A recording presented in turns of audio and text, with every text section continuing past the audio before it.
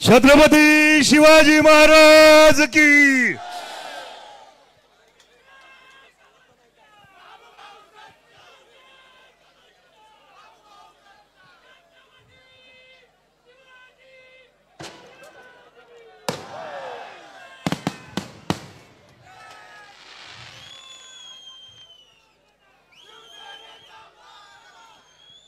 छत्रपतींच्या जन्मभूमीने पुनीत झालेल्या आपल्या ह्या शिवजन्मभूमीमध्ये आज आपल्या महाराष्ट्राचे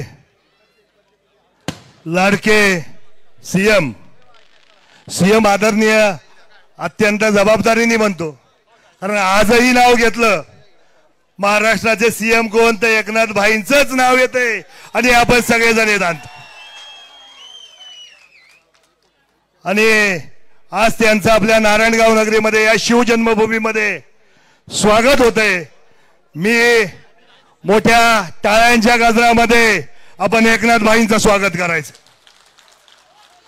आणि एकनाथ भाईंचं स्वागत करत असताना खरं तर आपल्या सगळ्यांना माहिती असेल की आपली 2014 मध्ये जेव्हा आपली पाणी योजना मंजूर केली त्यामध्ये विजय बापूंचा मोठा हात होता। शेवटच्या क्षणी शेवटच्या दिवशी नारायणगावसाठी त्यांनी आपल्याला पाणी योजना मंजूर करून दिली होती। त्याबद्दल सुद्धा मी विजय बापूंचं आज नारायणगाव नगरीमध्ये स्वागत करतो।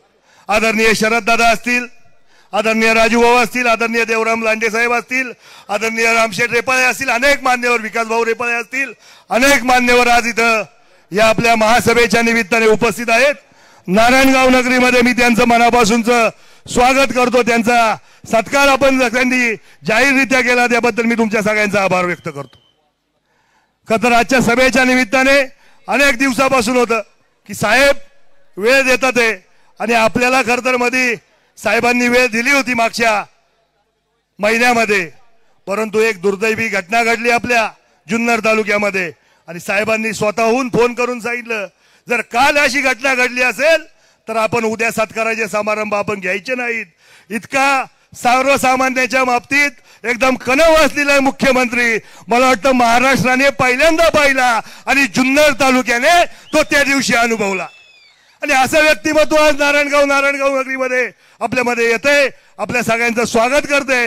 मी मनापासूनचा साहेबांचा आभार व्यक्त करत असताना खरं तर साहेबांना आत्ता म्हणजे मी सांगायच्या आधीच साहेबांकडे काय यंत्रणा आहे मला माहित नाही, साहेबांना म्हटलं साहेब आमच्या एसटीचा आगार आहे तिथं आमचं पार्किंगची जर व्यवस्था झाली, साहेब म्हटलं अरे मी मगाशीच फोन केलाय बाईंना म्हणजे सरनाईक साहेबांना, म्हणजे एवढं फास्ट काम एवढं स्पीड काम मला वाटतं कोणत्याही मुख्यमंत्र्याचं नसेल आणि त्याबद्दल भाई मी तुमचा मनापासूनचा आभार व्यक्त करतो।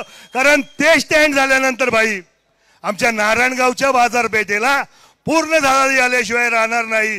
पुढच्या वेळेस तुम्ही जेव्हा या नारायणगाव नगरीमध्ये तर निश्चित स्वरूपात अजून चांगलं नारायणगाव आपल्या माध्यमातून झालेलं आपण सगळ्यांनी बघितलेलं असेल। खरं तर अनेक कामं करत असताना भाई गेल्या पंचवार्षिकला आम्हाला मॅन्डेट देत असताना मला आपल्या नारायणगावच्या लोकांनी पहिला लोकनियुक्त सरपंच केलं आणि भाई सांगायला अभिमान वाटतो विकास कामं सगळीच होत असतात भाई, परंतु कोरोनाच्या काळामध्ये ह्या नारायणगावच्या आपल्या गॅस शवदाहिनीने आपल्या आंबेगाव नाही, जुन्नर नाही, खेड नाही, संगमनेर तालुक्यातील सुद्धा विधी भाई आम्ही फ्री केले। त्यावेळेस माणूस माणसाला जवळ येत नव्हता, परंतु आमच्या सगळ्या टीमने भाई ते काम निश्चित स्वरूपात केलं आणि सांगायला आपल्याला अभिमान वाटतो की आपल्या जसं विजय बापूंनी आपल्याला फक्त आम्हाला स्कीम मंजूर दिली, पण भाई आम्ही ती 2017-18लाच ती स्कीम पूर्णपणे करून ती आज आपली कार्यान्वित झालेली आहे। अशी अनेक कामं खरं तर सांगता येतील, परंतु कामाच्या माध्यमातून मी स्वतः अनुभव घेतलेला मी तुम्हाला आत्ता कालही सांगितलं, आत्ताचंही उदाहरण दिलं की लगेचच्या लगेच ऑन द स्पॉट फैसला करणारे मुख्यमंत्री आपल्याला लाभलेत आणि त्याबद्दल खरं तर आपण सगळ्यांनी आज त्याबद्दल शरद दादांचं मनापासूनचा आभार व्यक्त करतो। कारण शरद दादांनी ही संधी मला उपलब्ध करून दिली। शरद दादांच्या विरोधात काम केलंय भाई, शरद दादांच्या विरोधात या इलेक्शनला काम केलं तरी सुद्धा शरद दादा शिवभक्त, आम्ही शिवभक्त आणि शरद दादा मला म्हटले आपण सगळ्यांनी मिळून काम करायचं, ह्या जुन्नर तालुक्याला एका वेगळ्या उंचीवर नेल्याशिवाय आपण स्वस्थ बनायचं नाही. आणि शरद दादांचा त्याबद्दल मी मनापासूनचा आभार व्यक्त करतो. बाई मागणी काय करायची तुमच्याकडं तुम्ही सगळेजण जाणता. आजपर्यंत शिवजन्मभूमीला एकदाही मंत्रिमंडळात स्थान मिळालं नाही. बाई शरद दादांच्या रूपाने जर मंत्रिमंडळात आम्हाला स्थान मिळालं तर भाई 25 नाही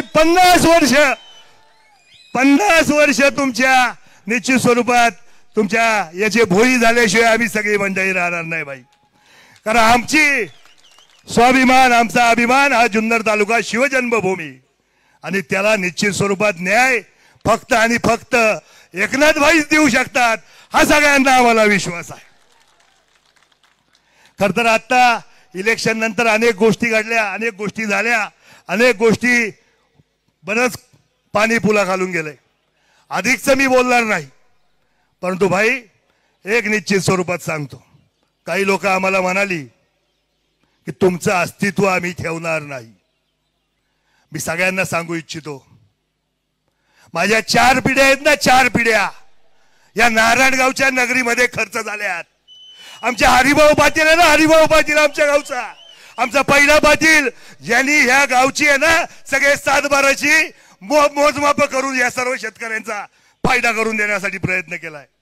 आमचे आप्पा आमचे आजोबा हे तत्कालीन स्वातंत्र्य सैनिक म्हणून काम केले. आमचे वडील शिवसेनेची मुहूर्तमेढ करताना इथं उभे होते. आणि हा बाबू पाटे तुम्ही सगळ्यांनी आम्हाला उचलून धरले म्हणून आजन्म या नारायणगाव नगरीचं कायम ऋणी राहणार, कायम तुमची सेवा करण्यासाठीच आम्ही सगळी मंडळी उभी राहणार आहे. आज बाईंचं पाठबळ लागते, आज शरददादांचं पाठबळ लागते. निश्चित स्वरूपात नारायणगाव नगरी एका वेगळ्या उंचीवर फक्त नारायणगाव नगरीच नाही तर संपूर्ण जुन्नर तालुका आपल्या सगळ्यांच्या साथीने एकदा वेगळ्या उंचीवर नेल्याशिवाय राहणार नाही. मी पुन्हा एकदा आलेल्या सर्व मान्यवरांचं आणि आपल्या माननीय मुख्यमंत्री साहेबांचं मी मनापासूनचं स्वागत करतो. मी अधिकचा वेळ घेणार नाही. आलेल्या सर्व मान्यवरांचं स्वागत करतो. थांबतो. जय हिंद, जय महाराष्ट्र, जय शिवराय.